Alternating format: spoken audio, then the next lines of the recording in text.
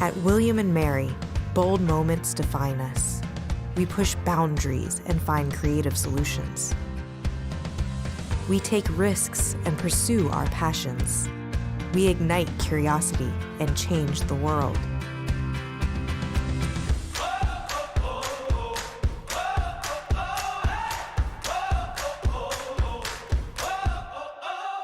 At William & Mary, we see bold in action. We challenge what is known, explore what is new, and imagine a bold future. We are, and always will be, a university for the bold.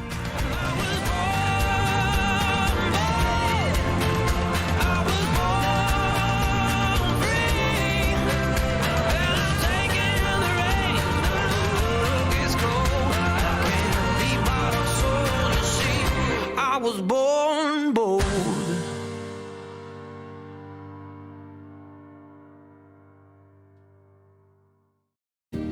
We're different here. We don't just get up for another day. We rise. We don't just work. We endeavor.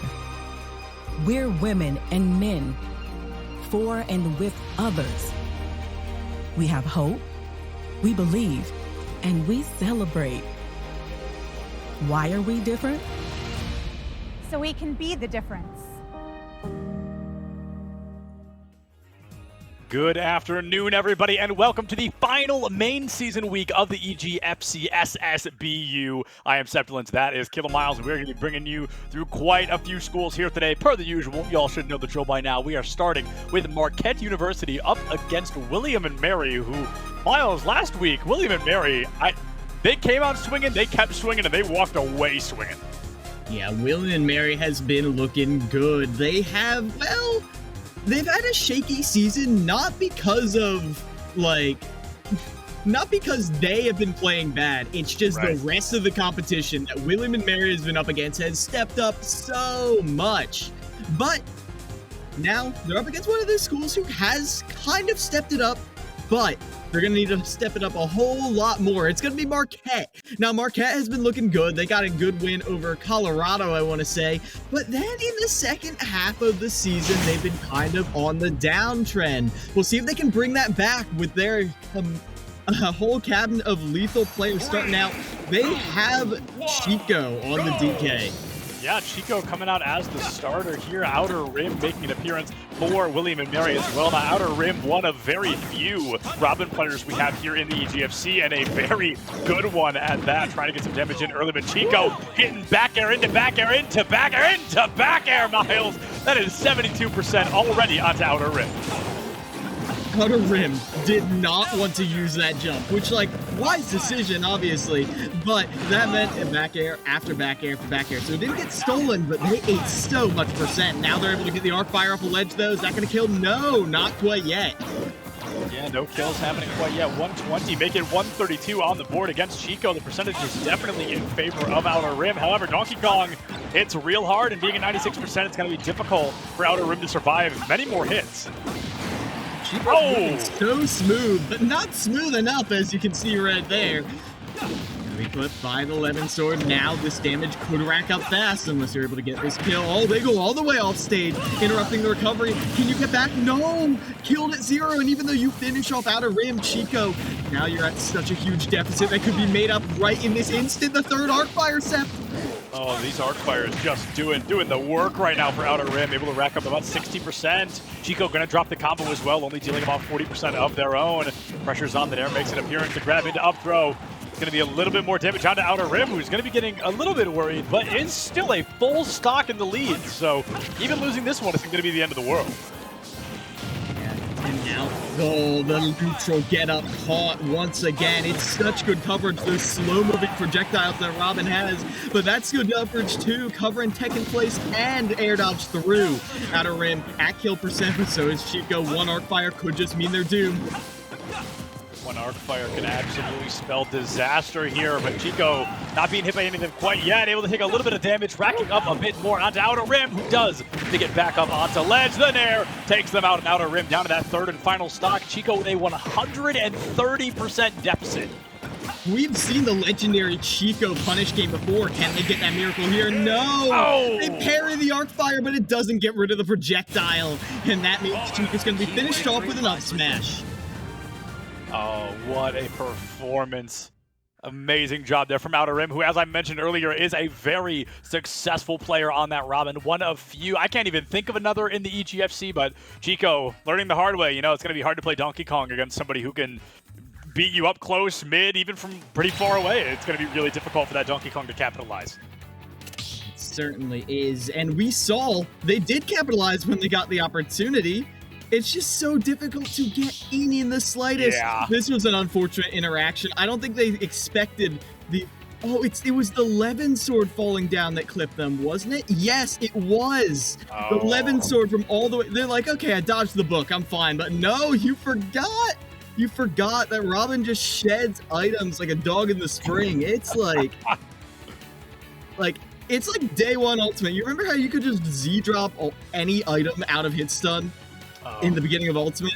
That's exactly what Robin does, just kind of randomly. Robin never grew out of that phase. Everybody else took a step up, everybody else got updated. Nah, Robin, he is still chilling. Calm, cool, and collected. And Miles, we did start off with Pokemon Stadium 2, which at this point I believe is just a staple here in the EGFC. I won't drill on it nearly as hard as I did last week, but that is definitely a stage all of these schools, all of these teams have shown us they know and love. Now, Chico, I actually have listed as a King K. Rool player, so I'm really curious to see if that K. Rool makes an appearance here in the second matchup. You know, the Donkey Kong didn't work out well. K. Rool's got a lot more projectiles to work with. You can close in on Outer Rim a little bit easier, or at least cover approaches, and I think that could go a long way for Chico in match 2. Yeah, I feel like... I don't know. I honestly don't. Because while I do like the K-Rool, I like the punish game that Chico brought to the table. It's sort of like the Captain Falcon effect, where sure, you lose until you win. Like you're just getting hit and smack again and again and again, but then you just win. Then you get one touch and they're dead. And K-Rool can do that too, but I don't know. I feel like DK is a little more infamous for it.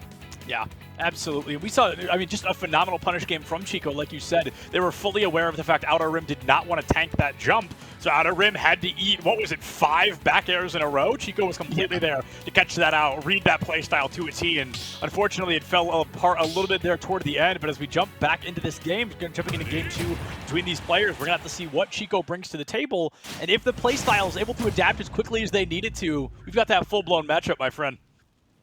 And you can tell, I personally think that Chico's probably been prepping for this.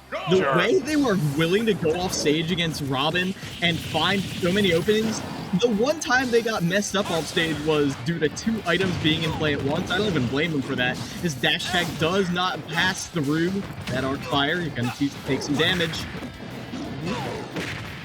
Oh, a great start from Chico. Already has Outer Rim up to 70. And Miles, we've got to wonder, you know, had that weird stock-for-stock trade not happened last game, could Chico have been there to clutch it out? And right now, it's going to be that full tie-up. It was a percent time, I think a 0.2 differential there. For a moment, Outer Rim able to get a little bit of damage. Oh, okay, make it a little bit more. 103 on the board. And Chico getting a little close to that recovery and still going to drop right into that forward air. Yeah, that was a beautiful way to get back on the stage for Outer Rim, and now they're going to be racking up even more damage. They're so clean with this set. Even though they don't read the DI exactly, the disjoint is enough that they cover pretty much anything Chico and that big body can do. Waiting now to see if Chico's going to lose that second stock before Outer Rim even loses their first, but back air into back air, a Donkey Kong classic. Going to be able to take Outer Rim off the table, and now it's tied back up 2-2 on the stocks, but still about a 60% differential here on the percentages. That back air, so oppressive at times. You don't see as many people get use out of it, but speaking of oppressive, the confirms off of this arc fire again and again. And Outer Rim never pulls the trigger on that up smash early. It always kills. Yeah, it has been a real kill confirmed, a comfortable one at that. We've seen it quite a few times already, but let's see if we're going to be seeing it anymore. 70% already onto Outer Rim's second stock. Able to break right up and through that back air chain. Oh, oh my goodness, what a combo. Get over here, I'm not done with you. They pull him into the Nosferatu, get some percent for their troubles, and now Outer Rim, more than a clean stock up. Chico, we've seen them in this situation before. Can they clutch it out here?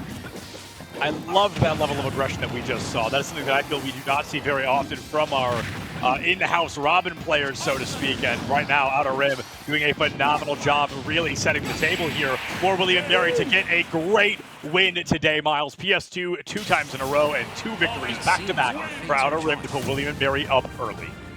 5 points for William and Mary, and I do just want to point out that was Outer Rim putting on a show. It looked pretty similar to that last game, but you gotta remember, there was no mid-set SD in this one, no.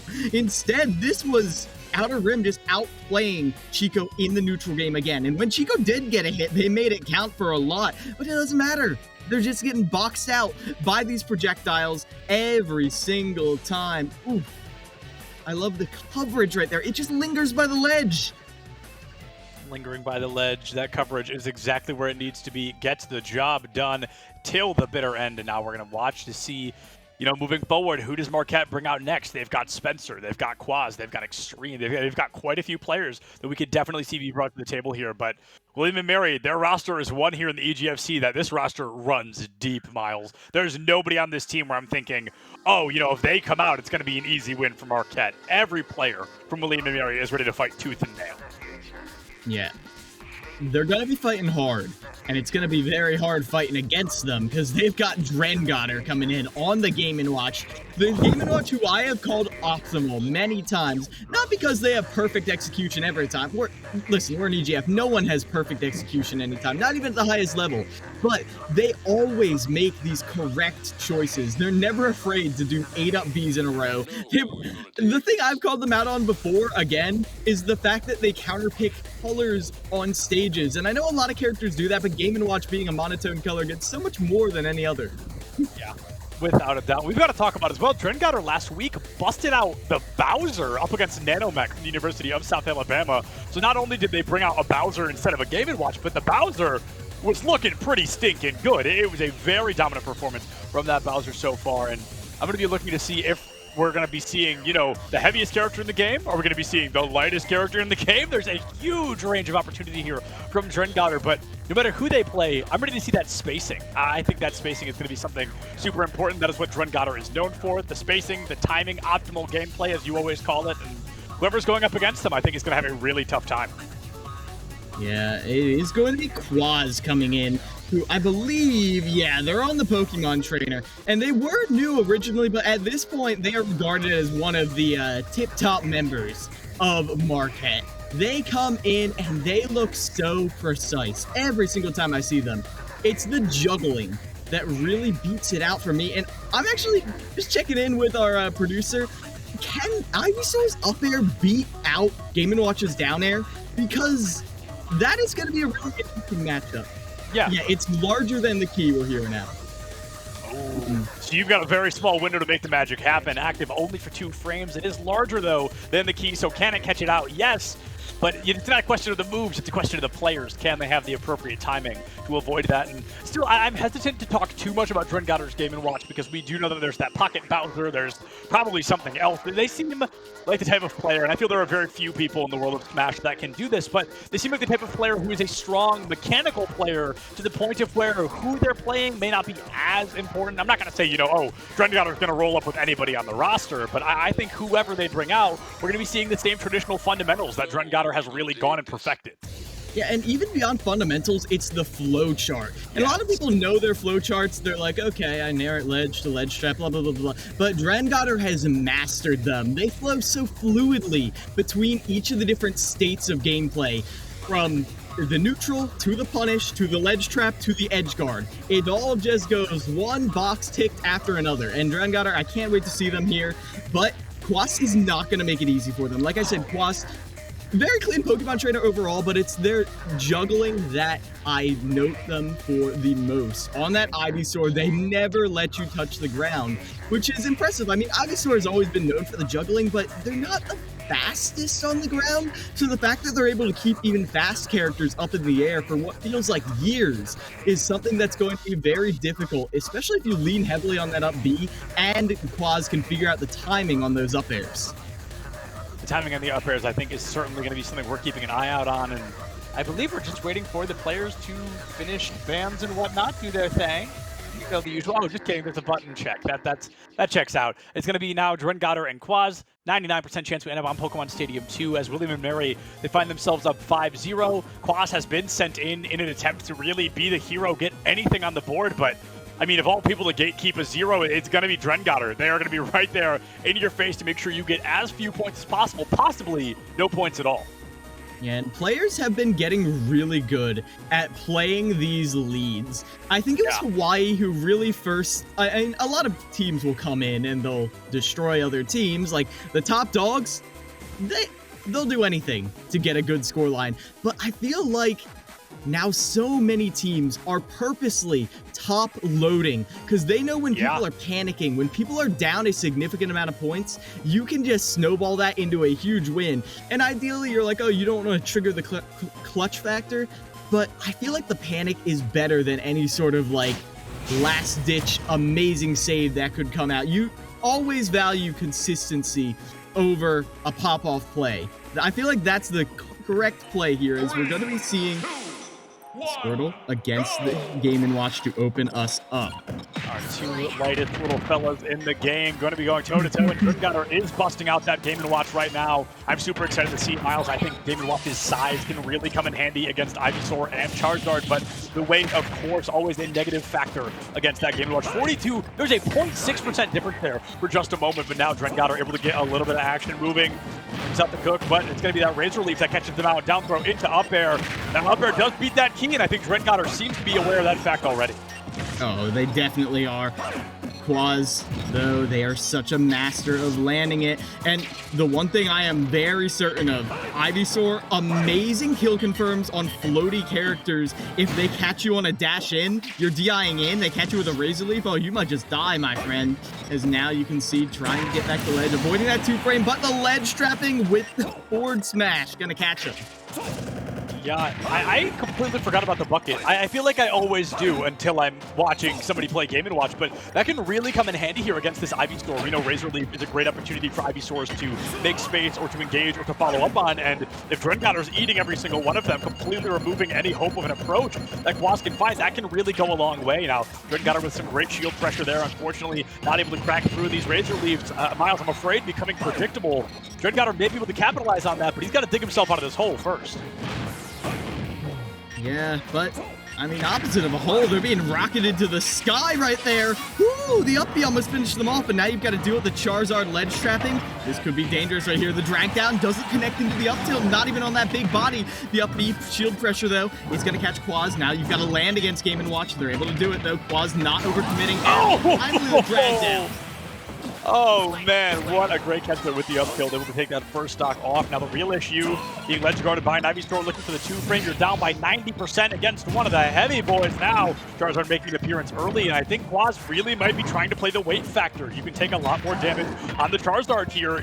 That is all you need to do. You need to make sure that Drengotter loses that stock before you do, but instead, that is completely negated. It is just a swap party. We are playing musical chairs right now, Miles. Woo. And you can see Drengotter is coming into their own right here, sticking to this flowchart game plan that makes sure Quaz isn't even a factor. They're just cycling through every single option that Quaz wants to go for, calling it out with the chef. Now you've got to land. Ooh. They're going to cover perfectly right there, but that's the second time we have seen a down air bait out of roll and then punish with the F smash. Yeah, that is just becoming a wee bit predictable, and I think we're seeing a great capitalization from Quaz now, really catching out these traditional patterns and these repeats from Drengotter. So maybe we're seeing oh my goodness, I'm blanking on what it's called. The flowchart becoming a little bit of an issue here as Drengotter is becoming perhaps a wee bit predictable. I mean, let's be real though. Even if you're predictable, it's still optimal. It's still keeping you in the lead, or just barely even, as now you can see Quaz is holding onto this stock for the life of them. I thought that key was going to be it, but the up smash on shield is going to catch that landing there. No up B for you that time. 191 on the board, a full range Charizard, but even Charizard is not going to live much longer at nearly 200%. Squirtle v Game & Watch now another 70% differential, make it 75, and Miles is important to note that Drengotter has not come back from that deficit quite yet, and it looks like that trend will continue just a little bit further as Bloss walks away with that first game on the board. They've got to beat Drengotter one more time to put some real points on the board for Marquette. 3 F smashes, 3 kills. And you know what that says to me? I'm going to see it in these replays. I think Quaz is so good at putting on pressure so that Drengotter wants to swing from the ledge. And every time they want to swing from the ledge, it's like a wob of... No, they're actually not swinging from the ledge every time. That time it was a roll. But either way, Quaz just covers everything with that F smash. It reaches so far. Yeah, it really, truly does reach very, very far. And Drengotter now finds themselves in the perfect position to maybe swap characters. We saw the Bowser come out. I thought it was incredibly strong. I would like to see it again if we get the opportunity. But this Game & Watch, I think we're going to need some real adaptation if Drengotter wants to succeed here in Game 2. And now that I'm seeing it again, I don't think it's as much that Quaz is forcing them to swing from the ledge. It's that when they go for the down air, Drengotter is like, I do not want to be on this ledge at all. And so they pick an option immediately. And it doesn't matter what option you pick. As long as you pick an option in that exact timing, every single time, the F smash will cover it. Right, absolutely. And I'm thinking realistically, if Quaz does win this again, we could have a tied situation on our hands. We'd be looking at a 5-5. There's, of course, a world where they end up 3-stocking here, and all of a sudden Marquette's able to take the lead, but that is unrealistic. We can talk about hypotheticals, but talking about the possibles, the actuals, if you will, I think Quaz has a really good opportunity to win this second game if this Game & Watch comes back out. If Drengotter spices things up, you get kind of the matchup advantage of spicing things up while your opponent doesn't have that same opportunity. You are prepared to play against their play style while you have the chance to change yours. Either way, this is going to be a very crucial matchup here to dictate if somebody can walk away with an early lead or if instead we're just going to be tied up moving into match 2.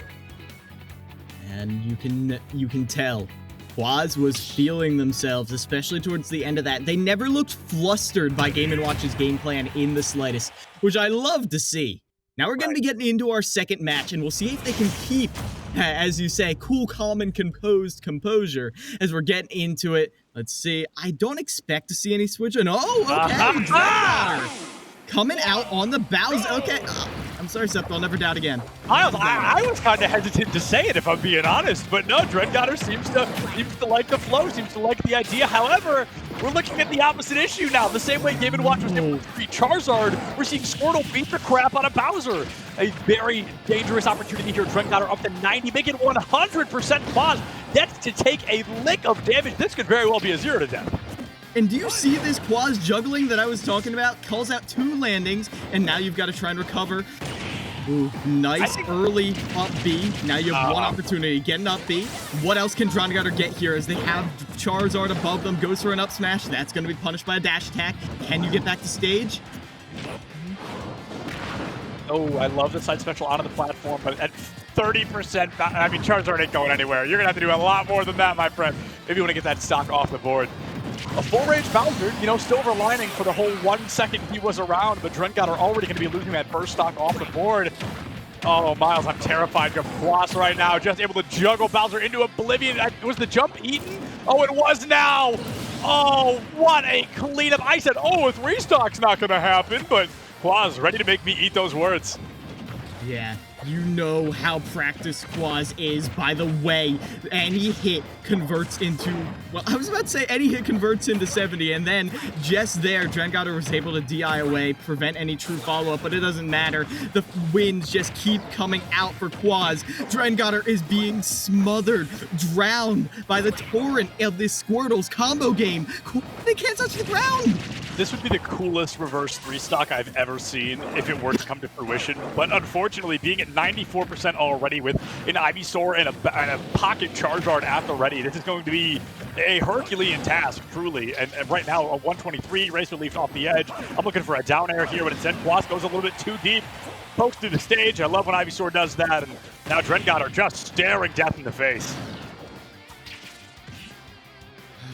They might not even get to look death in the eyes right there. They can't even get on level footing as Quaz. So many times, Drengotter was able to mix up their recovery in order to make sure Quaz did not get that spike. But that time, they got clipped by the Razor Leaf. They didn't have time to mix up the recovery. They had to up B right there and then, and that was exactly what Quaz did. We talked about a flowchart. Well, you can take away all options on a flowchart, so there's only one option, and then you just put a wall in the way. Miles, on the bright side, we were both right. I was right that we were going to see a Bowser swap, and you were right that Game & Watch was a much better choice. I mean, we were both those facts were proven here right now. Drengatter tries to swap it up, but it looks like Quaz was very familiar with this matchup. I mean, we really just saw some great combos, some great sets. And like you said, the flowchart was shredded before our very eyes. Drengatter could do so little to succeed. Now Marquette up by a single point, and they're bringing in Spencer, their in-house Ness player, coming up next. I feel like Spencer is one of the perfect choices right here. Let me just run down and see if there's anyone I'm terrified to see Spencer go against. No. I mean, Ness has some tough matchups, but overall, I think BFD could do a good job here.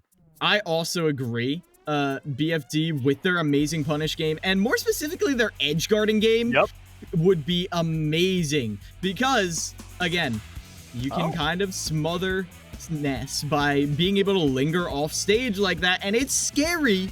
It's very scary, but I don't know. Ooh, it's gonna be Claytron instead. Yeah, so Miles, maybe you can walk me through this. I don't think I'm particularly fond of this Claytron pick because Claytron's going to be playing Mewtwo, who is incredibly floaty, but I feel like Ness is still going to be able to somewhat take advantage of that. Now, full disclosure, this is not a matchup that I'm familiar with. Everything I know is pure hypotheticals, but is there a situation where Mewtwo is going to be able to dominate a Ness player right now? Well, Mewtwo is also known for their great edge guarding and punish game. It's kind of the same thing as Ness, a floaty character with disjointed aerials who can do that, and that's a massive oversimplification.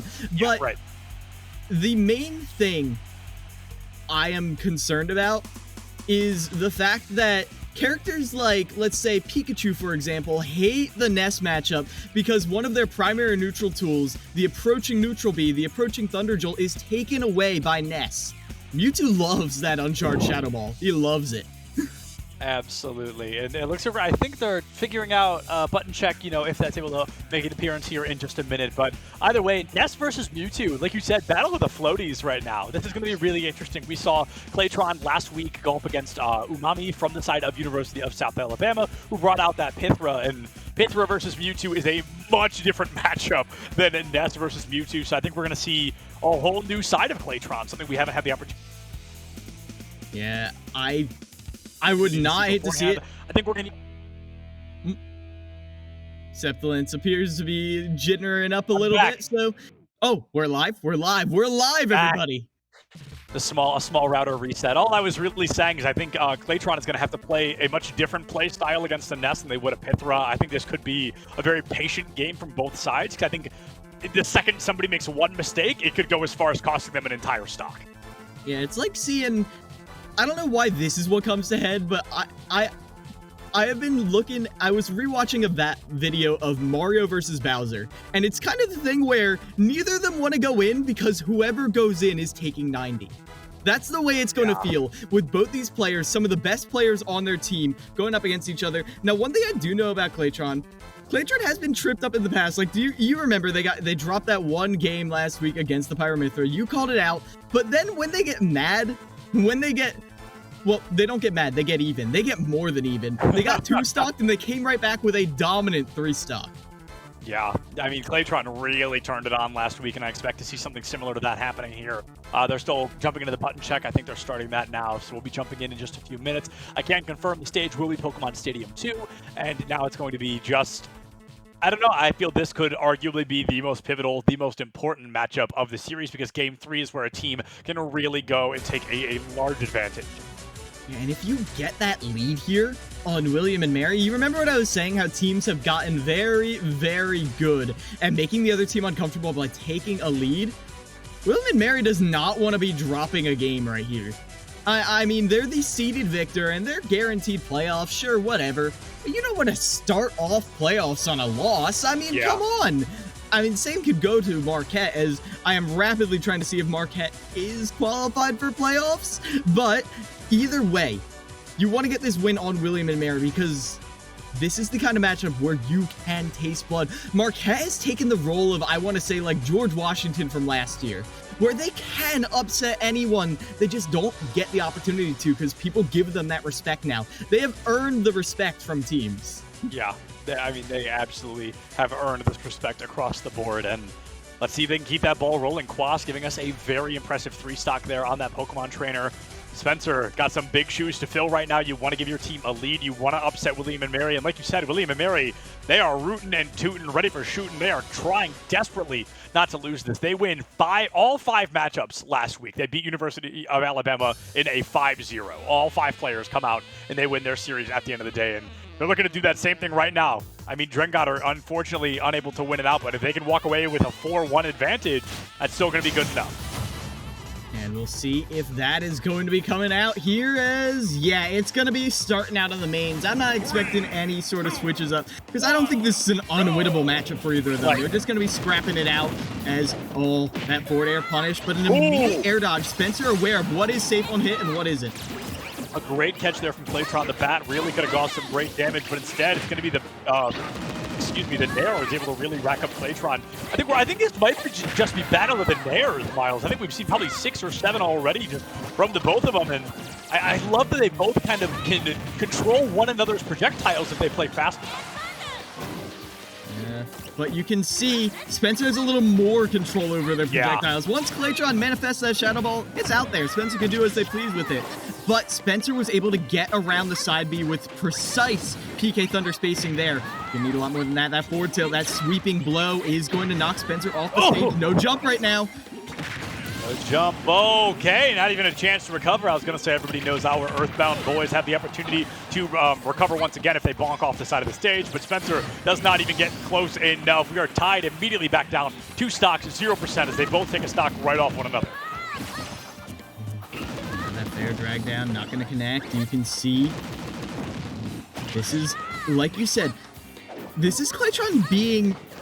This isn't a spacing game because Mewtwo's Nair does not beat anyone in spacing, no. Right. It is a preemptive aerial, preemptive lingering aerial. It calls out, I know you're going to try to push a button here, but there's something already obstructing the way. Right now, Claytron doing a great job changing up the spacing, playing a little bit faster than they were on that first stock, really trying to take out Spencer early. Unfortunately, the aggression comes out once again. We are tied up basically to a T, a 2% differential right now. The PK Thunder is going to get Spencer right back into center stage, but right into Claytron's clutches here. 69-71, a 2% difference. Still, Miles, neither of these two can just take a lead. Yeah, both of them looking for whatever drag downs they can find, but managing to snap the ledge with the teleport. I was scared as soon as I saw that yo-yo come out, but another edge guarding situation right here. But no PK fires for you, my friend, as now the up smash will finally finish it, but it's a pretty close game thus far. Claytron, one right move at the ledge here. Yes, we saw the opposite of this on that first stock where Claytron was able to take it first, and then Spencer came through, was able to clutch out Claytron's first with a grab back throw. Every Ness's favorite kill confirm. And right now, I mean, Spencer only at 93%. That's not, especially easy for a Mewtwo to take. It's not like we're sitting at a 300 or 400. Claytron is still absolutely going to have to work for this, but racking up 60% bonus here. I mean, this is just a great opportunity for Spencer to take a larger lead for Marquette. Spencer just keeps forcing Claytron to retreat, and then when Claytron finally comes in, that time they're able to get an up tilt, but they've been forced out every single time. Playing around this platform, you don't want to give up this territory, probably the most crucial you've got left, as they go right into Spencer's neck of the woods, over to their side of the stage. Now they got the Shadow Claw. Can you get anything more than that? Oh, Claytron really desperate to find that second stock, at least tie things up, at least ensure that Marquette gets as few points as possible. Grabbing the back throw, somehow doesn't kill, but a stage spike will, Miles, and that is Spencer walking away with a 2-stock win. Got to keep the momentum going, though. You beat him once, you got to beat him at least one more time. Things could really go neck and neck here. And that was a beautiful call out. We have seen Claytron with the correct timing to get around that yo-yo every time. So what do? They go for the stage spike back air. It's a very unorthodox option, not necessarily one of the best. But what it is exactly what Claytron does not expect, because Spencer has done something different every single other time. Yeah, Spencer really doing a great job with these mix-ups, and I think the mix-ups can take them very, very far. Claytron unable to adapt because Spencer seems to never do the same thing twice, at least not within a minute of one another. Claytron, however, keeping it close, almost a 1-1 stock lineup, but Spencer just barely making it out with that second stock on the board. Wow, wait, Spencer was at 103 when Claytron lost their second stock. So Claytron on that last stock only did 36%. Well, they did more, but I did see 2 Shadow Balls get absorbed, which is the kind of thing that you have to be careful about. I mean, I have seen... It's a different character, but I've seen a lot of snakes try to bait and absorb so you can get a big punish. Right. You do get put in an itty-bitty little lag at the end of it, and, well, a good player can find the way in. But that's with a character with a lot more tools to actually get a hard punish. I'm wondering if Claytron is able to find any of those. I saw them go for it a couple times, but they were never able to get, like, some huge swing out of seeing that absorb come out. Yeah, no massive capitalizations, no huge punishes were coming through. Waiting for the teams to ban right now, and they're going to choose another stage. Right now, we've seen Pokemon Stadium 2 5 times in a row. I wonder if we're going to be seeing it the 6th, or if we're going to get it spiced up a little bit. Who knows? Yeah, we're just getting these bans set out.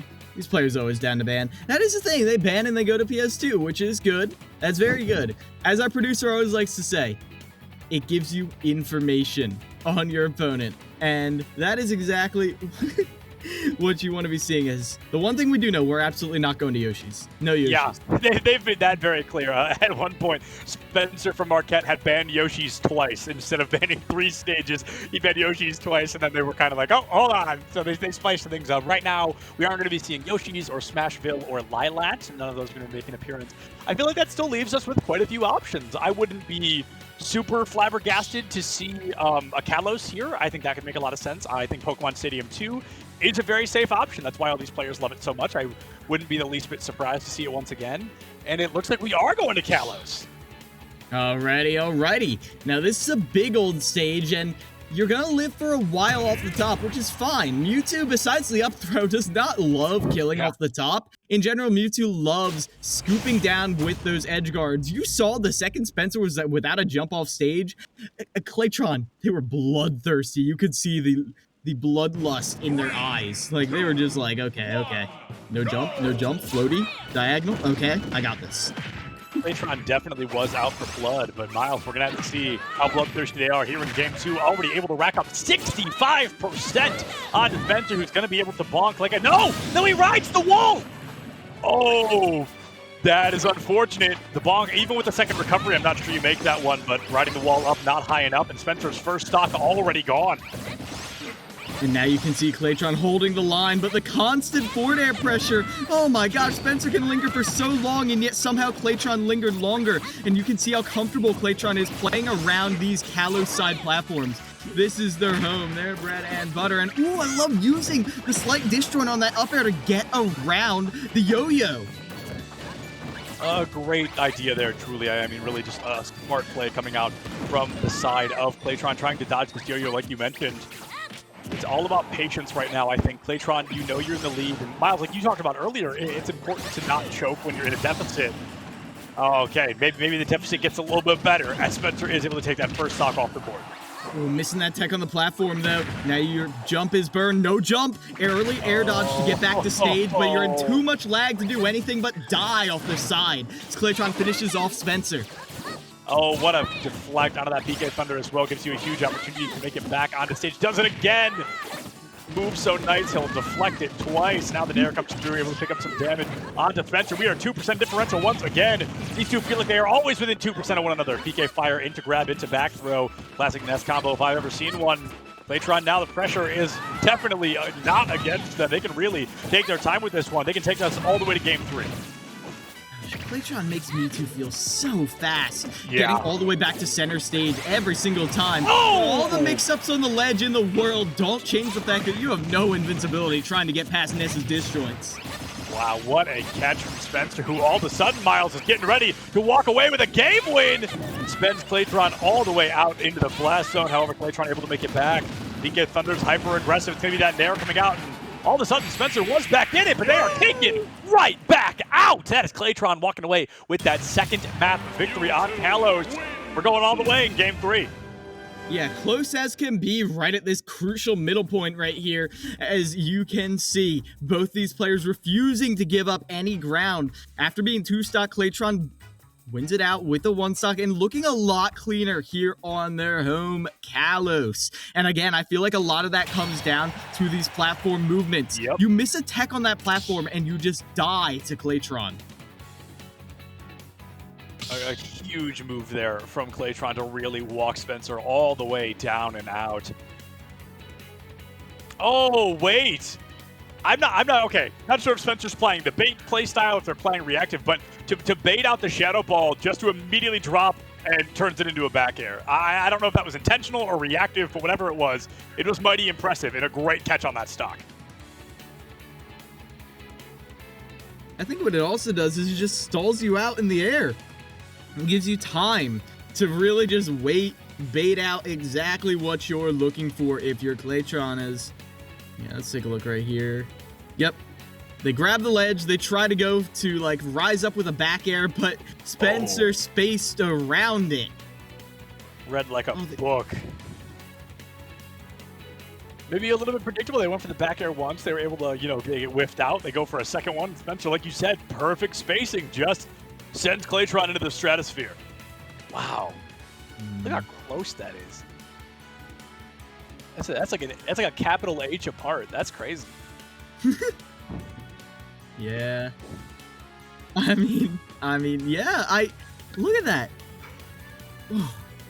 I've got to say, while Claytron is doing a phenomenal job, Spencer, I think, is giving us a much faster adaptation, a much faster play style. Claytron is going for a lot of these bread and butters, a lot of these traditional Mewtwo expectations, which seems to be back air, back air, back air, back air. But Spencer doing a really good job with mix-ups, with combos, and just defying expectations to keep Claytron constantly on their toes. Yeah, and I don't even mind these classic Mewtwo combos because they're working. Mewtwo has the recovery, has the floatiness to linger out there, and that has been the tale of this edge guarding. Like, we have seen Spencer go out there with like 5 forward airs and a single edge guard before touching the ground. But even so, the fact that they both have these resources to hover off stage means we're seeing just so much counterplay. Like, when they get these long back air chains into death, that's a read. They're like knowing that they can commit to that because Spencer does have the tools out there to commit to, say, a directional air dodge. They can still get back to stage. They got their double jump. Absolutely. This time we're going to be playing a much different stage. We're going from PS2 and Kalos, which always feel a little bit larger, to small battlefield here, Miles. So I think this one, whether they like it or not, is going to have to be a very fast matchup. Yeah, getting all up close and personal as immediately Claytron is looking to turn the cards against Spencer, but no, they're grabbed. Now an edge guard. Lingers with that PK Thunder, but they commit to a dash attack. They might have been trying to down smash there, but either way, Claytron is able to escape disadvantage. Now they get their one opening, but not much of it. Not much of it at all. That opening is going to disappear just as quickly as it opened. Claytron already 82%, has to make up quite a bit of space. The Nair catches him out, sends you toward the blast zone, and forces a change in play style. The PK Fire goes up and over the ledge. The Nair able to get a little bit more action on the side of Claytron. This Mewtwo really starting to get worried. You're already up over 100. You are a back throw from death, my friend. Wow, no, maybe not. Yeah, just barely escaping death's clutches right there. Because you gotta remember, whoever wins this takes the lead as Spencer with the reversal right there, understanding how much Claytron wants to get those early kills off of edge guards. I mean, we've got to say, what a good series. I mean, this is already so entertaining. We're in Game 3. Whoever wins takes the lead on this, Miles. Like, that can truly be the shakeup we need down the line. Claytron losing that first stock, but trying to find Spencer's before he even gets the chance to do some damage. The Nair is going to be missed out, but the up smash is going to find something. Now it's up air, into up air, into up air. Spencer, racks up 70% with a very shocking combo. Going to finally lose that first stock, but Claytron with a real deficit on the board. One opening is enough to make this up as they read that tech option with the Shadow Ball. Perfect coverage right there, as now you can see Spencer facing these back airs, not looking to let Claytron back on this ledge. The Nair covers any option, just spin to win every single time you see someone on top of you, as they spin that yo-yo to win that stock. For the yo-yo to win the stock. I'm just going to be watching now to see if Claytron can really dig themselves out of this hole, but I don't think we've seen them come back from a deficit yet. When they were in the lead, they kept the lead, but it was when Spencer was really able to take charge that Claytron struggled Now getting Spencer up to 98%. If they can take the second stock before taking much more damage, this is absolutely winnable. Nice delay right there with Spencer mixing up their aerial drift to get back to ledge. Shore hopping around these PK fires. You can tell Claytron, woo! He's able to actually DI out of that up air, though that... I actually was not expecting them to live right there. When you see Claytron, of all people, charge a down smash, it could just be up in there. Whoop! That was scary, Sept. Oh! I wasn't sure that was going to kill Spencer there on that second stock, but it does grab into back throw into deflected PK Thunder, which gives Claytron the moment he needs to get back onto the stage. You found your moment, but what can you do with it? You've got one shot to win this, Claytron, all the way in Game 3. An 80% differential, going to be stacked up even larger, now nearly 100%. Oh, and the two-frame wraps it up with a nice little bow on top. Spencer walking away with a one-stock lead. And Miles, I've got to say, you know, I thought Game 3 was going to be one of these teams walking away with a real, possibly unbeatable lead. But with as close as that just was, I mean, there's absolutely time for either team to still clutch this one out. Yeah, there definitely is. Spencer going to have, I mean, quite a larger lead, but it's definitely not going to get into that unwinnable territory unless something unspeakable happens in Game 4. That was unspeakable, though. Baiting them in with the tail of the PK Thunder. But speaking of tail, that reaches so far right there. Yeah. Like, I'm never ready for how long that peak, I think it's a pivot forward tilt right there. Ooh. It covers so much right there. It's like we were talking about Ivysaur's F Smash earlier. Every Pokemon's got that long-reaching move like that. Absolutely. There's that long-reaching move on everybody. And now coming in next for Marquette is going to be Dwyzar, who is somebody that we've definitely seen before, but William and Mary bringing out North. Now, I feel like it's a name that I've seen, but for whatever reason, I'm blanking on whoever they're going to be playing. Oh, North, they're on the Wii Fit Trainer, and what a Wii Fit Trainer they bring to the table. They are one of the best corner controllers I've seen in the EGF. Like, whether you're in the corner or they're in the controller, it's their space. Like, you can have center stage fine, but it's not going to be safe. Like, you're going to be the last kid alive in a game of dodgeball every single time you're in center stage with no real defensive options. Yeah, so I looked at my notes, and I actually haven't seen Dwyzar for quite a while. I have them listed as a Yoshi player from the side of Marquette, so Yoshi versus Wii Fit. This could be a very slow matchup, but at the same time, this could be a matchup that is over in the blink of an eye. If the Yoshi or the Wii Fit trainer is able to really take charge, I mean, this could be 2-3 stocks blink and you miss it, but this could also be, you know, down to the final 2 minutes of every match.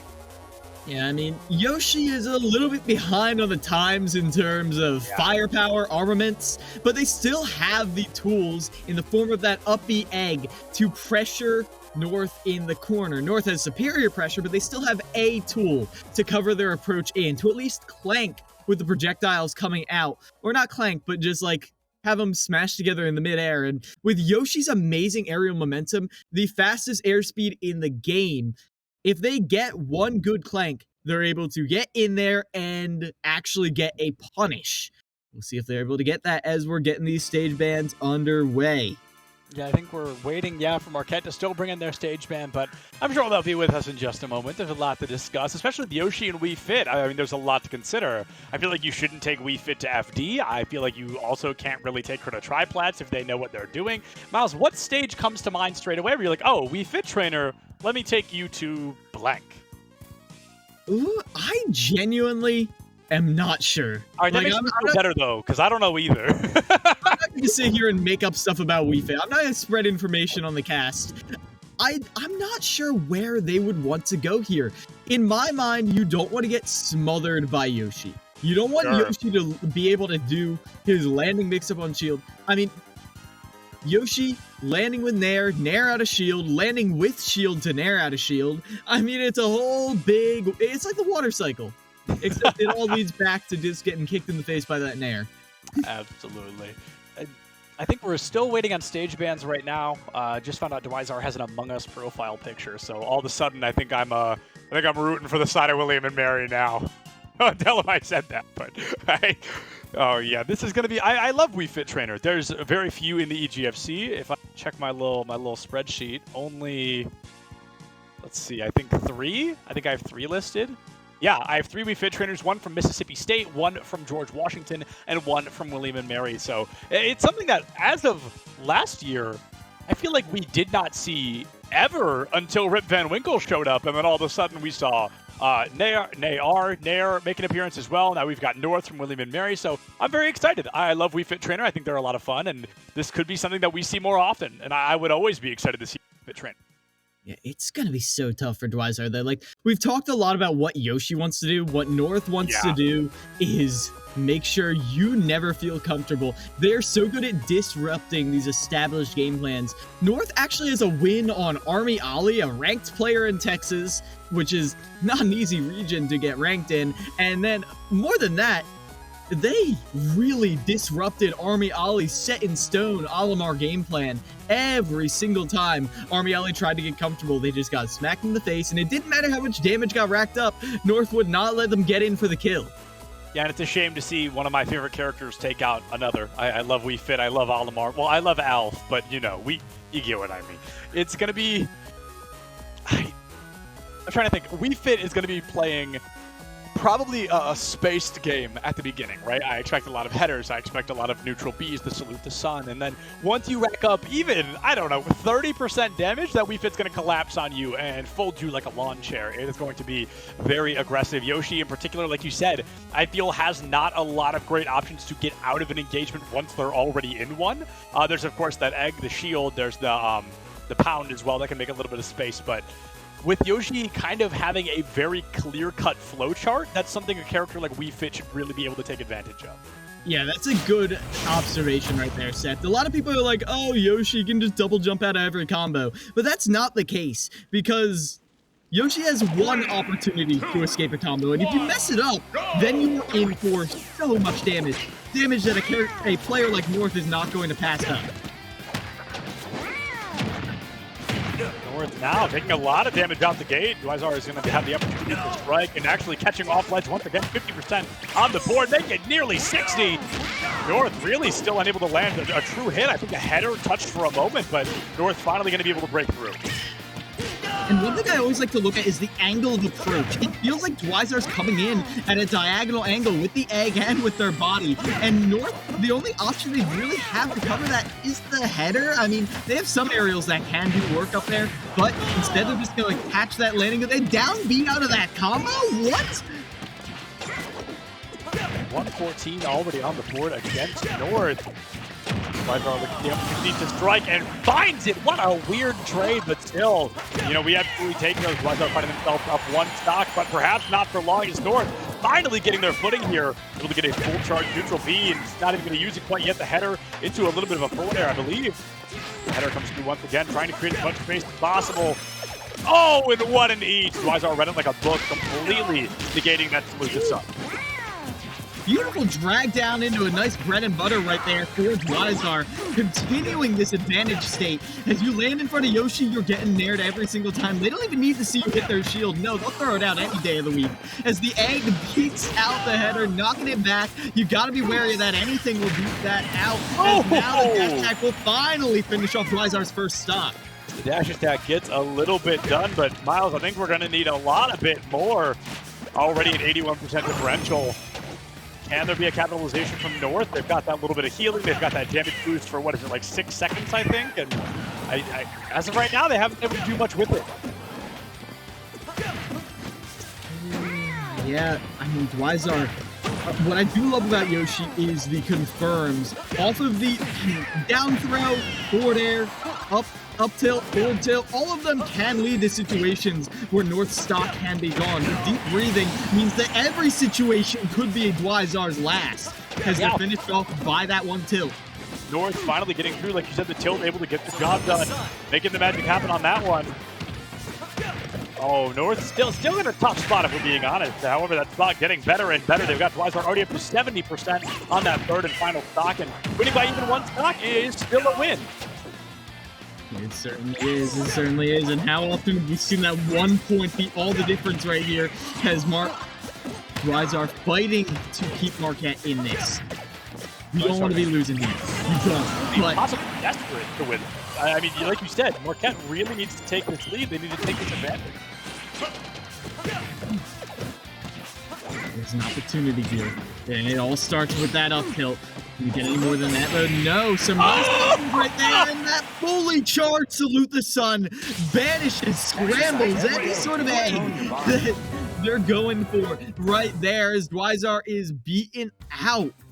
Dwyzar scrambled like an egg and folded like an omelet. Oh my goodness. I mean, just a huge opportunity there for North to come through. That Salute the Sun, just such an aggressive move. It absolutely beats out that egg. I mean, Yoshi just as surprised as I think we were on that one, but North walking away with, I think, only 1 point, so we're looking at an 11-7 scoreline. But if North can win this next one, even a single point, Miles, we'll have a 1 point differential.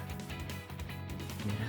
I mean, North right here has shown adaptation, very good adaptation in the form of that finishing blow. I want to talk about it again because I really liked what I saw.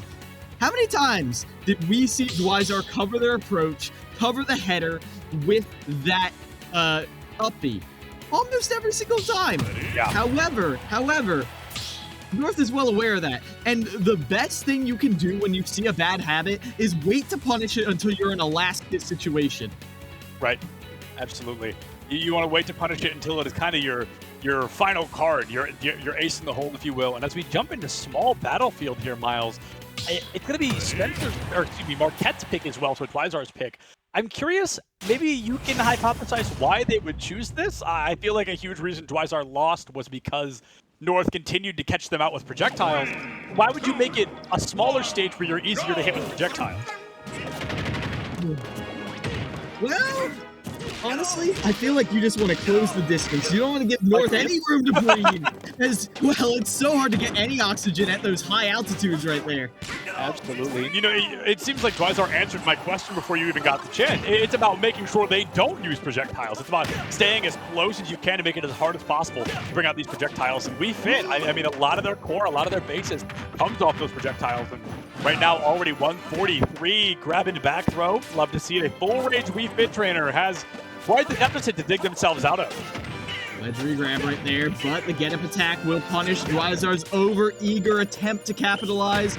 And now that's a fully charged Salute the Sun on the deck. Deep breathing is online as well, but I love that Dwyzar doesn't overcommit too hard right there. No Salute the Sun now. They bait out the get-up attack, but no punish on it quite yet. 162, and North doing a good job creating almost pseudo bonus damage. It's like you know you're going to lose this stock, so right now your goal is to rack up as much damage as you possibly can. Finding 82% onto Dwyzar. Definitely possible to find this first stock before taking much more damage. Just like that, all of a sudden we're tied back up at that 2-2 scoreline. Yeah, perfect from North right there. Calling out that roll. It's so slow that you can react as now. Pressure on the ledge. You can see Dwyzar gets that big opening with the down air, combos it into an up air as well. Where else can you get? I love how Dwyzar keeps themselves elusive, but even so, they still end up at this range that North loves to see them at. Oh, Dwyzar now up to 96%. Hey, we've got a little bit of a palindrome happening. How fun is that? If you don't include the points, that's not as fun. But right now, 96 and 97, a 1% differential on the board right now. It's going to be North trying to rack up a little bit more damage, reaching that 120 threshold. Note attack finds Dwyzar, sends them off into the right blast zone, able to make it back with some mediocre DI, but that's all you need. However, and not DI that one, a small punch right to the face, sends Dwyzar into the blast zone. North once again taking charge here, Miles. Love right here how North fell back on their game plan after that initial opening, and it's working wonders right there for Dwyzar. North remembered who they are, and who they are is the stock taker for William and Mary. As Dwyzar right now desperate to get an opening, one stock left, 50% already on it. Oh man, 50% already on it. I mean, it is wrapped up all nice with a little bow on top, Miles. The question is, can North just open the present, open the package on a silver platter for them? Dwyzar, though, ripping that silver platter apart, making it a much more difficult matchup. 105 on the board, but Dwyzar, let's be honest, needs one half-decent off-stage movement, and they can send North into the Shadow Realm. One more good anti-air there, and you might just be done. However, Dwyzar, we've seen some mighty swings from them in the past. The drag down forward smash, gonna catch them. Can you get this edge guard? No, hugging the stage. They're not going on there at all. The air dodge saves North's life. North got to be beating themselves up if that doesn't find the kill. Not exactly hitting the sweet spot, but there is the sweet spot. North able to put that one down and on the board for William and Mary. I believe we're currently looking at a 10-11 scoreline. William and Mary down by a single point right now, Miles. This is a series going all the way down to that 5th and final set. Oh, my word. Finally getting the call out right there on that egg. That's how we've seen both of them, both of these end. It was a different call out each time, but knowing that Dwazar loves to fly high with that. It's like pseudo-conditioning to an extent. It's very interesting. It's like you're going to let it happen to yourself, and then eventually you're going to take that time to strike when your back's against the wall. You capitalize on those unexpected moments. I mean, it's weird. I doubt they're conditioning on purpose, but the conditioning is certainly happening. Yeah, I mean, it's like, okay, maybe not relatable to everyone, but you let your little sibling win at video games every now and then. They think they're really, really good, and then one time you go try hard. You go try hard, and they realize how far the gap really is. That's, in a microcosm, what North is doing. They're letting it happen time and time again, but then they gotta give you a reality check. Reality check is going to be coming through here, man. It's just William and Mary. I'm not even going to say large and in charge because they're still down by a single point, right? But I also want to talk about the fact that William and Mary can bring in quite a few people. Now, pure hypothesis, I think we're looking at BFD, the Steve player. Arguably the most consistent player on the side of William and Mary, a very strong one at that, and the captain of the team. More often than not, it feels like our captains are usually our anchors as well. On the side of Marquette, I know we've got Frud, the Captain Falcon. We've got Extreme, the Corrin player. And I think there's even one more that I just don't have written down. But it is important to note that whoever comes in next, I truly think beating BFD is a really, really hard thing to do. Yeah, he's going to be Frud, who you called out. And what we got to remember is that this is Marquette's choice. They got the second pick here. They got to choose who is fighting who. So they saw BFD, they chose Frud. Now, on the Captain Falcon, I do like this. Characters that get one hit into death are very good against Steve. And even though Captain Falcon gets boxed out, even though it probably is a losing matchup, it still is the case that they get one opening, one mistake, and BFD could just die. But the same is true of BFD because of how strong their horizontal combo game is.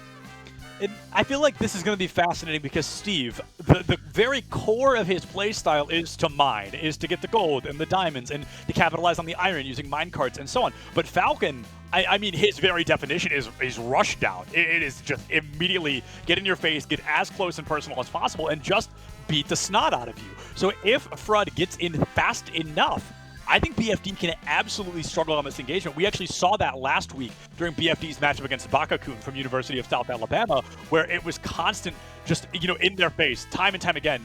He was not able to get materials, and Bakakun almost took BFD down quite a few times. If we see that exact same playstyle from Frud, I think BFD is going to need a little bit of luck here to win this one out. Yeah, they certainly are, as now so close. Can you really taste this victory for them? And like I said, you don't want to be finishing off with a loss here. Yeah. That's the last thing you want to be seeing. So... yeah, I feel like maybe we're not capitalizing on that enough. Maybe we should be talking about that a little bit more. For everybody watching, this is the last week of the main season. If a team is on that border of playoffs, the yeses and the nos, this is their only opportunity, truly, to win this back out and secure a spot in the playoffs. Now, if I'm not mistaken, William and Mary is already pretty comfortable in the playoffs. I don't think losing this would devastate them by any means. Marquette, I'm a little less certain of. I don't know Marquette's record off the top of my head. I feel like I haven't seen them as often as William and Mary, but overall, I mean, if teams are out here this week, it is super important that they are going to be winning this. And that goes for every game. This is the last week of the main season EGFC. We'll move into playoffs and whatnot in the near future, but right now, this is such a nail-biter moment for these schools because it's not only carrying the momentum into finals, into playoffs, but it's also ending the season on a win. That goes so far for teams and for players and morale, and some of these teams, a win tonight could be their ticket into playoffs. It certainly could, and honestly, I'm pretty sure William Mary is locked in. Marquette is at 6-9, which I don't know where that puts them in terms of the cutoff, but either way, a win on William and Mary, what a way to end off the regular season either way. You're a point up right now. That's nothing to scoff at. Nothing at all. Yeah, not in the slightest. There's nothing wrong with that current scoreline that we've been seeing so far, and I think they're jumping between map bans right now, stage bans. Let me see. Okay, yeah, so we're going to be jumping in just a moment. It looks like Pokemon Stadium 2 has not yet been banned, so if I had to guess, that's probably what we're going to be seeing, but there's still some definite opportunities. What's left? There's Lilat, but no, you can't start with Lilat. What am I saying? Yoshi's could happen, but I feel like nobody really likes Yoshi. I feel like Captain Falcon players like Yoshi's, so maybe we do see Yoshi's. Who knows? Yeah, it is just going to be Battlefield, okay. And I feel like Captain Falcon does benefit from that a lot more. You were saying that Falcons like Yoshis.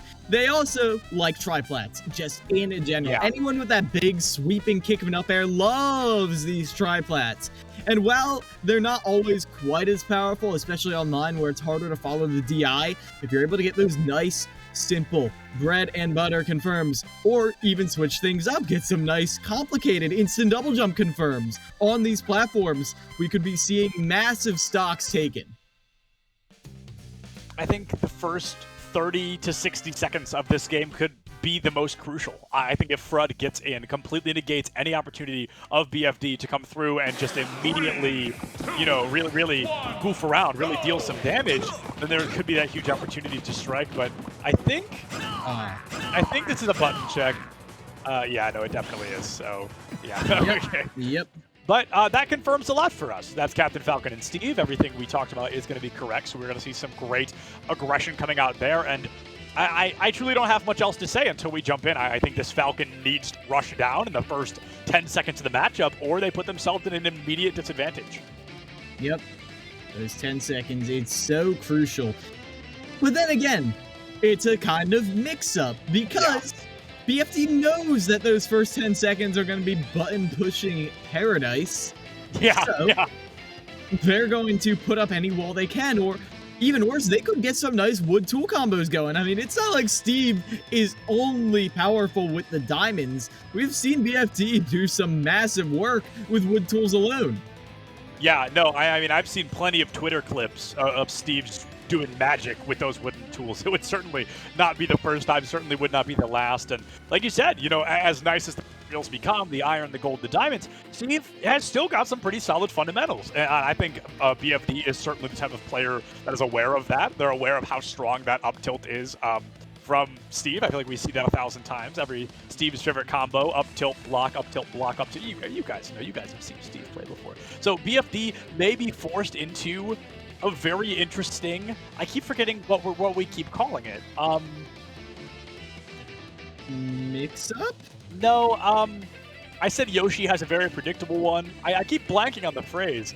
Flowchart? Flowchart, thank you, yes. Yeah. BFD may be in, forced to branch off into a new portion of the flowchart that they may not be using nearly as often. So, BFD may be back against the wall, fight or flight, or they may panic a little bit if FRUD rushes them down. But again, pure hypotheticals. Maybe FRUD's got a plan we haven't even considered yet.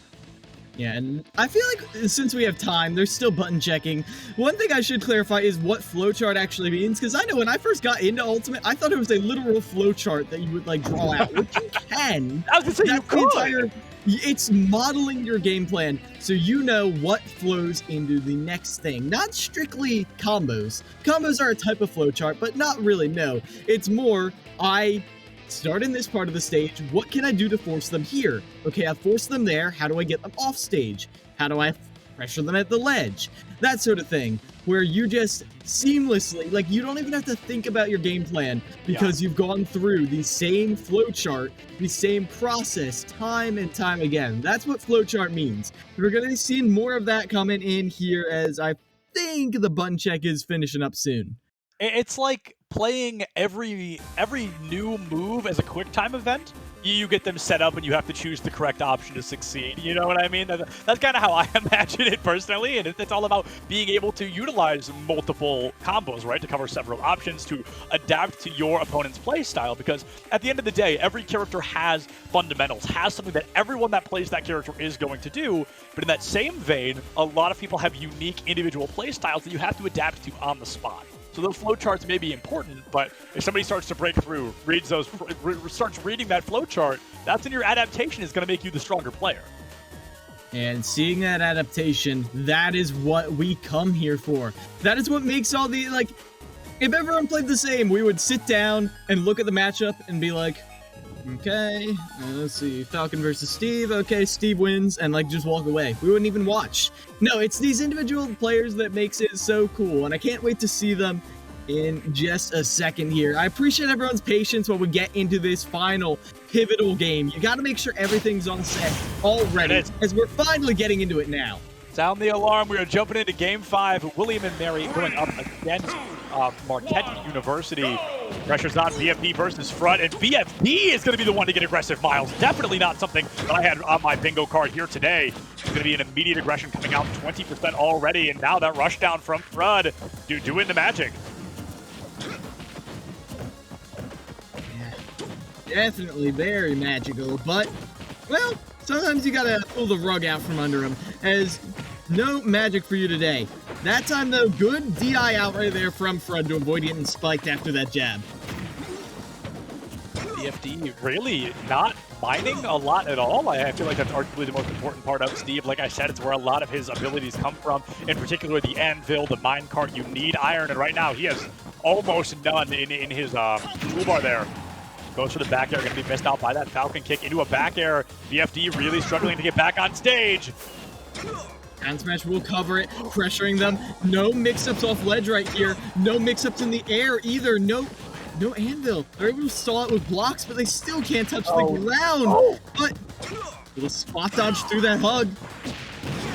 Miles, this is just textbook of what I was afraid of. I really thought BFD was going to struggle to get in and, find materials. I liked his idea to rush down first to catch Fred out when he least expected it, but at no point has BFD really turned back around and gone to these materials. I think you don't need gold or iron to succeed, or excuse me, I think you don't need gold or diamonds to succeed, but I do think you need iron. And with BFD having almost none of that first stock, it's really hard to succeed. Yeah, as they're almost down to no iron again. But after some nice mix-ups, they're able to get a leg up in this matchup. One jab to push them away, trying to keep Frud out. How long can you do it, though? Is he going for that dash grab? But immediate jab after the miss. Pressured out BFD. You can't put any options out. Oh, great catch with the Magma Cube. Box on that thing is gigantic. It's going to be Frud, 108%. Still a full stock in the lead.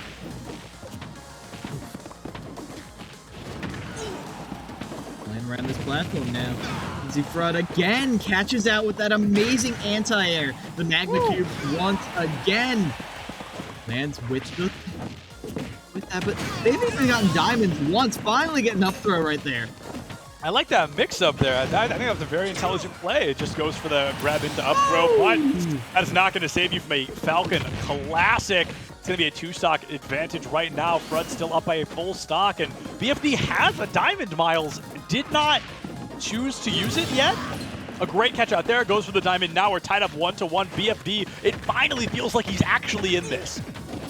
Oh, more than in it right now, as the down air whiffs and Frud might just be out of it.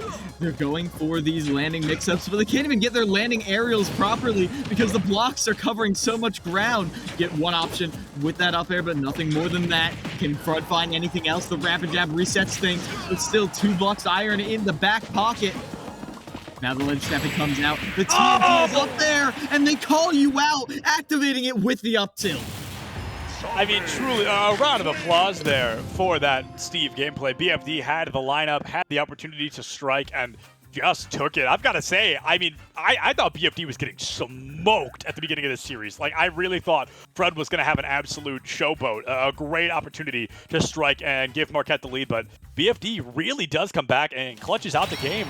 Did it once, has to do it one more time to guarantee a win for William and Mary.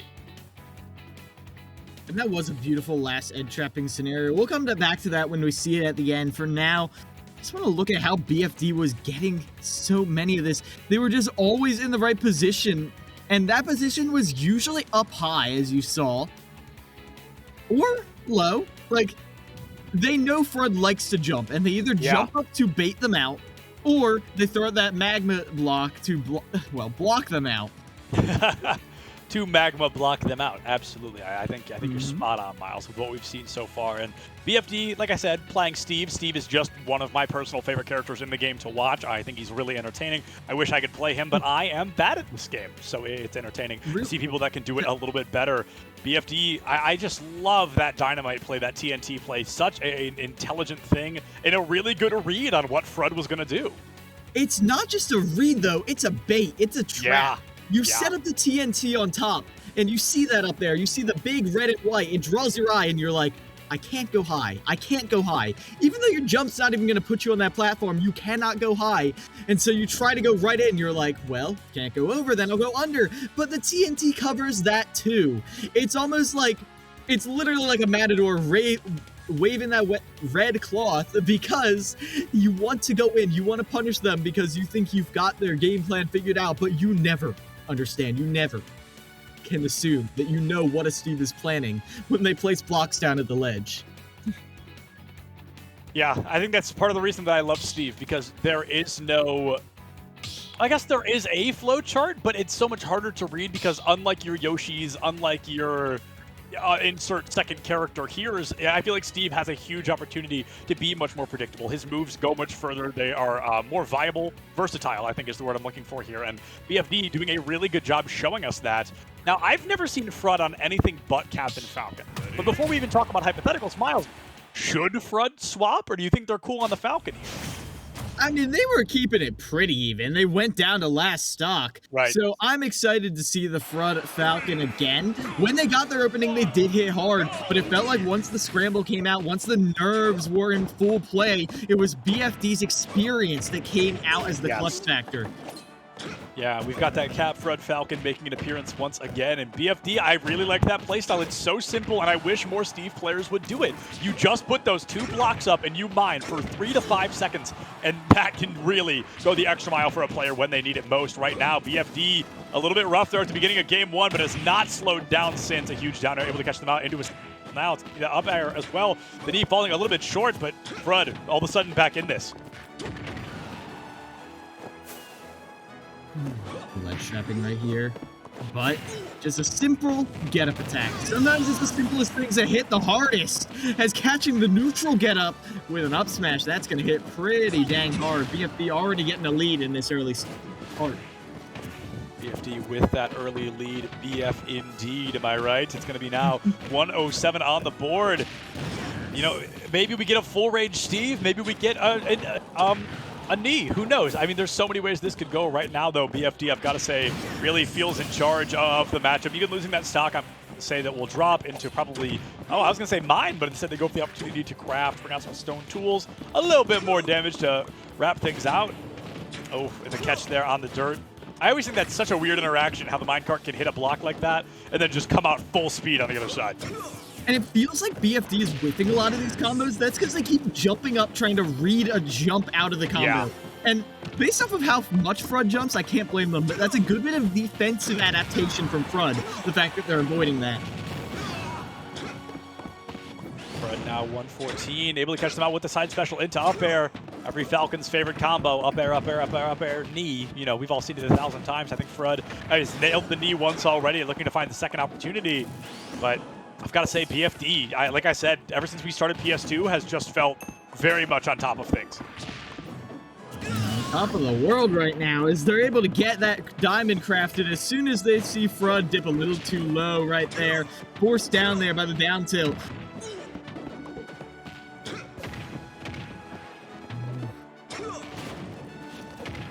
Oh my goodness, look at BFD's meter. There is absolutely nothing in there right now. A little bit of stone and a little bit of iron. Has a diamond, but the Steve meta, in quotes, is to die and then use the diamond so you get the most value out of it on that next stock. So I suspect we'll be seeing it around then. one up tilt from BFD there could have really got a huge combo against Fred. Even the up smash, the Magma Q could have gone a long way. Grab into forward throw might be enough to bait him out. The Anvil! Oh! Not, the Anvil would have been cool, but the kill confirm, even cooler. Yeah, forcing an aggressive option right there. That's what we saw earlier with Quaz, too. You put a hitbox at ledge, and all you want to do is get as far away from that ledge as possible. And where are you waiting to punish? Right as far away from ledge as you can get. Right. As far away from ledge as you are able to get. BFD truly becoming one of my favorite players to watch in the EGFC. Is it because of the play style? Is it because of the Steve gameplay? Who knows? But I always enjoy watching BFD. Just a very strong player, a very entertaining player as well, and one that seems to like to go to Battlefield. And the last 3 times I've seen BFD, they've started on Battlefield. I don't know if that's intentional. I don't know if that's coincidental, but it is definitely working out well for them because all 3 of those are also a win for them. I mean, having those platforms so close to the ledge, we already saw what that can do to people's mentality when you're setting up those ledge traps. When people think of triplats, all they think of are ladder combos, and we commentators are guilty of that too. Yeah. But there's so much versatility with those platforms, and BFD gives us a taste of it every single time. Yeah, without a doubt. And I believe we're going to try to get an interview with somebody from the side of William and Mary. We're going to a super short break right now. Everybody use time, get water, get a snack, do what you got to do. We'll be back in just a couple of minutes with an interview or with our next series. Either way, we've got some Smash Ultimate for you in just a bit.